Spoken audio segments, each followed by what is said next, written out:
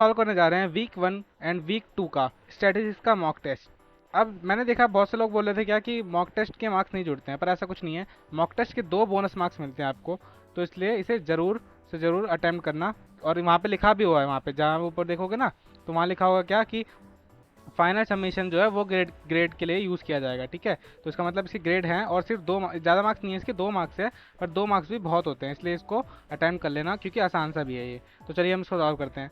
पहला क्या है, पहला है teacher ask students in a class to do a project, यानी कि एक टीचर था, उसने क्लास के लिए प्रोजेक्ट बता दिया, ठीक है, करने के लिए। प्रोजेक्ट क्या है, the goal of the project is to find the proportion of the specific chemical containment in the water of the different states of India, ठीक है। यानी कोई केमिकल का बताना है हमें सारे स्टेट्स ऑफ इंडिया के। तो हमारा पॉपुलेशन क्या हो गया, पॉपुलेशन हमारा हो गया कि ऑल स्टेट्स ऑफ इंडिया, यही हो गया पॉपुलेशन, ठीक है। आगे देखते हैं। Student Ramya did a survey on the randomly selected 5 states of north India and give her report to the teacher, identify sample and population, ठीक है। इन्होंने क्या बोला, सैंपल और पॉपुलेशन बताओ। पॉपुलेशन तो मैंने बता दी। सैंपल क्या होती है, सैंपल जिसकी हम बात कर रहे होते हैं, जो कि राम्या ने निकाला। राम्या ने किसके ऊपर किया, 5 स्टेट ऑफ नॉर्थ इंडिया के ऊपर। तो 5 स्टेट ऑफ नॉर्थ इंडिया क्या हो गया, हमारा सैंपल हो गया। ये हमारा क्या हो गया, सैंपल। तो चलो पहला देखते हैं। The sample consist of all state of India, गलत।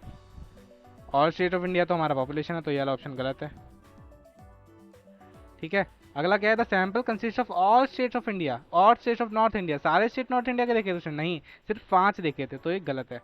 अगला क्या है, अगला है the sample consist of 5 states of India, 5 state of India नहीं, 5 स्टेट ऑफ नॉर्थ इंडिया, तो ये भी गलत है। The sample consist of 5 selected state of north India, बिल्कुल सही, ये बिल्कुल सही है। एंड पॉपुलेशन क्या है, consist of all state of India, बिल्कुल सही। तो हमारा डी ऑप्शन करेक्ट है। तो आई होप ये क्वेश्चन आपको समझ आया होगा, आसान सा था। अगला क्या है, अगला है the data of decadal birth rate from India, 1901 to 2011, ठीक है। ये डाटा कलेक्ट किया गया है, इसके बेस पे हमें बताना है कि कौन सा डाटा है ये। तो सीधी सी बात है, ये टाइम के ऊपर है, टाइम के ऊपर है, तो टाइम सीरीज डाटा, बहुत आसान, ठीक है। तो अब हम अगला क्वेश्चन देखते हैं। अगला क्वेश्चन में क्या बोल रहा है, ये एक टेबल दे रखी है, इसके हिसाब से हमें 3, 4, 5 के आंसर देने हैं, ठीक है। तो तीसरा देखते हैं। तीसरा क्या है, which of the following statements are true, इनमें से ट्रू क्या है। तो सबसे पहला दे रखा है उज्जैन इज अ वेरिएबल, तो देखते हैं।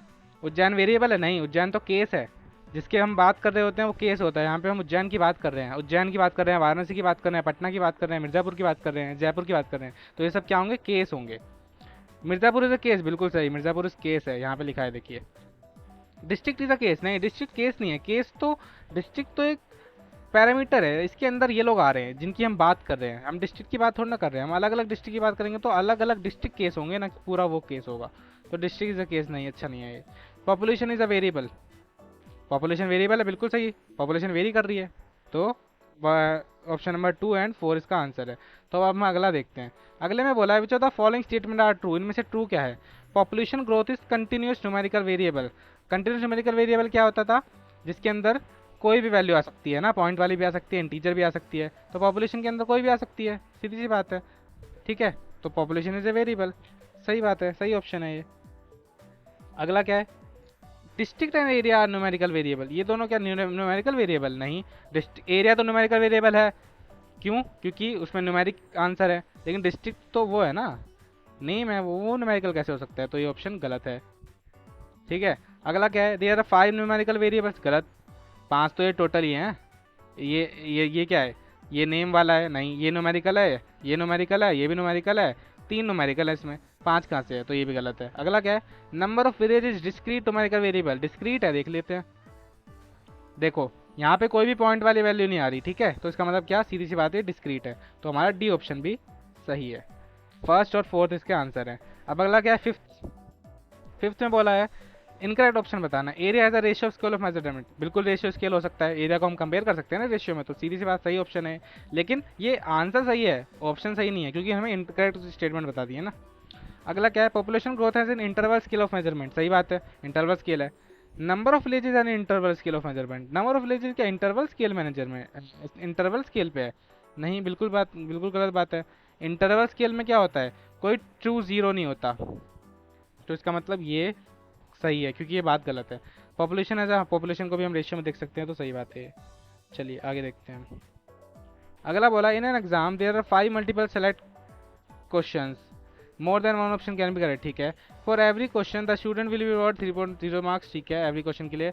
और इनकरेक्ट के लिए कितने, उसको -0.2 हो रहा है, ठीक है। What is the scale of measurement, scale of measurement क्या है? ऑर्डिनल नहीं, ऑर्डर का कोई मतलब ही नहीं यहाँ पे। नॉमिनल नहीं, नेम का कोई मतलब ही नहीं। रेशियो नहीं, मार्क्स के रेशियो का भी कंपेयर करने का कोई मतलब नहीं होता। तो ये सीधी सी बात है, ये क्या है? इंटरवल। तो अगला क्वेश्चन देखते हैं। अगले क्वेश्चन में वापस एक टेबल दे दी है इन्होंने और बोला है उस टेबल के बेसिस पे हमें 7 और 8 के आंसर देने हैं। तो चलिए, what is the total number of student? Total number of student बताना है। तो बहुत आसान, हमें वो पता था क्या कि किस इसकी इस पे मैं लगा सकता हूँ कि 25 अपॉन में टोटल नंबर ऑफ स्टूडेंट, तभी तो इसकी रिलेटिव फ्रिक्वेंसी आई होगी। तो यहाँ से t is equal to 25 upon में 0.2 हो गया, तो 0 ऊपर गया, तो ये कट के 125 आ गया। तो इसका आंसर यानी कि टोटल नंबर ऑफ स्टूडेंट कितने हैं? 125। सिंपल, बहुत सिंपल।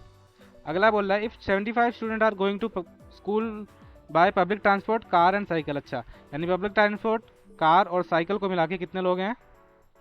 75 है। How many student going to school by bike alone? Bike से कितने गए हैं? चलो देखते हैं। कार क्या है?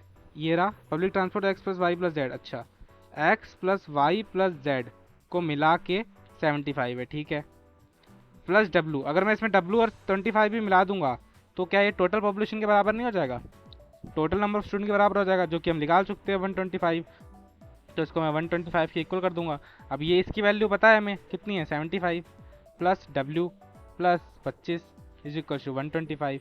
तो यहाँ से डब्ल्यू की वैल्यू आ जाएगी ये और ये 100, 125 माइनस 100, तो आंसर कितना आ गया? 25। बड़ा सिंपल था ये भी क्वेश्चन। इसका आंसर कितना आ जाएगा? 25, यानी कि 25 बच्चे बाइक से जा रहे हैं। डब्ल्यू क्या था हमारा? ये तो था कि बाइक से कितने बच्चे जा रहे हैं। चलिए, तो आई होप ये क्वेश्चन आपको समझ आया होगा। अगला क्या है? अगला है क्वेश्चन नंबर 9th क्या बोल रहा है? 9th बोल रहा है the data on the number of test matches played by Sourav Ganguly in different countries. अच्छा, डेटा दे रखा है कि ना? हाँ ठीक है। तो बोल रहे हैं क्या? इनकरेक्ट स्टेटमेंट बताओ। तो median can be computed for the data. नहीं, मीडियन हम इसका नहीं कर सकते, तो ये सही ऑप्शन है। इसका मीडियन थोड़ा ना वो कैलकुलेट कर सकते हैं। मीडियन क्या होता है? मीडियन होता है जिसमें कोई ऑर्डर हो, इसके मार्क्स इसके इसमें कोई ऑर्डर थोड़ी ना है। अगला क्या है? पेरेटो चार्ट की पेरेटो चार्ट बना सकते हैं इसका? हाँ बना सकते हैं, बिल्कुल बना सकते हैं। 20 आएगा पहले, 16 फिर 17 आएगा, फिर 16 आएगा, फिर 10 12 आएगा, फिर 10 आएगा, ऐसे करके पेरेटो चार्ट बन जाएगा। मोड बता सकते हैं? बिल्कुल बता सकते हैं। इसका मोड क्या होगा? 20 होगा, तो ये भी सही ऑप्शन है।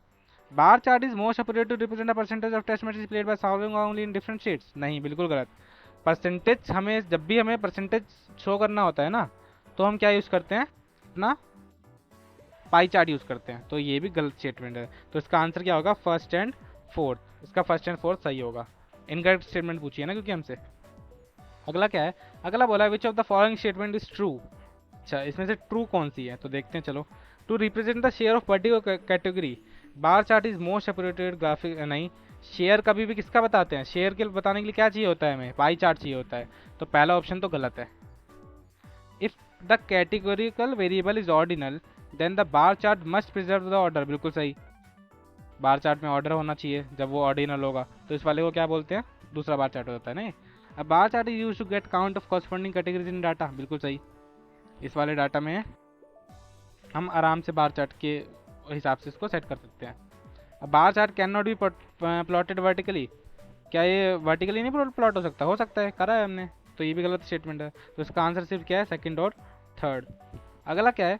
अगला बोला data of production of rods in tons, in 1000 tons. अच्छा, बाय कंपनीज गिवन। अच्छा, एक डाटा दे रखा है, ठीक है।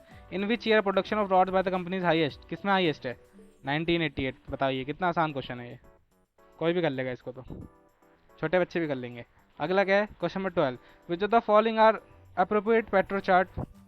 अच्छा, मतलब कौन सा सही पेरेटो चार्ट है, ठीक है। तो देखते हैं पेरेटो चार्ट क्या होता है। बड़े इंक्रीजिंग से डिक्रीजिंग या फिर डिक्रीजिंग से इंक्रीजिंग, दोनों में से कुछ भी हो सकता है। तो देखते हैं सबसे कम कौन है? 1994, ठीक है। सबसे ज़्यादा कौन है? 1998। तो 1994 सबसे किस में आ रहा है? इसमें आ रहा है, ठीक है। 1997, 1994 के बाद कम कौन है? 1996 कम है। नहीं, तो ये गलत है, पहला तो गलत है। अगला देखो 1994, 1996 सही है, अच्छी बात है। फिर क्या है? 1999, हाँ सही है, सही है। फिर क्या है? 1995, ठीक है। 1997, तो 1995 बिल्कुल सही, सेकंड ऑप्शन इज करेक्ट। और भी देख लेते हैं, कुछ हो सकता है तो।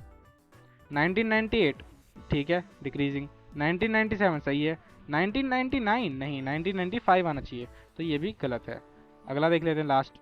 इसमें क्या बोल रहा है? 1998 ठीक है, 1997 ठीक है, 1995 ठीक है, बिल्कुल सही, ये भी अच्छा है। तो हमारा इसका फर्स्ट एंड फोर्थ ऑप्शन। तो आई होप आपको ये मॉक टेस्ट समझ में आ गया होगा, बड़ा ही आसान मॉक टेस्ट है, इसको ज़रूर से ज़रूर अटैम्प्ट करें क्योंकि इसके 2 बोनस मार्क्स मिलेंगे आपको जब आपको क्वालिफायर हो जाएगा उसके बाद। ठीक है, अगर वीडियो पसंद आई तो आप इसको लाइक करना और शेयर करना, और अगर आपको कुछ डाउट्स हैं तो उसको कमेंट सेक्शन में आप पूछ सकते हैं। Thank you.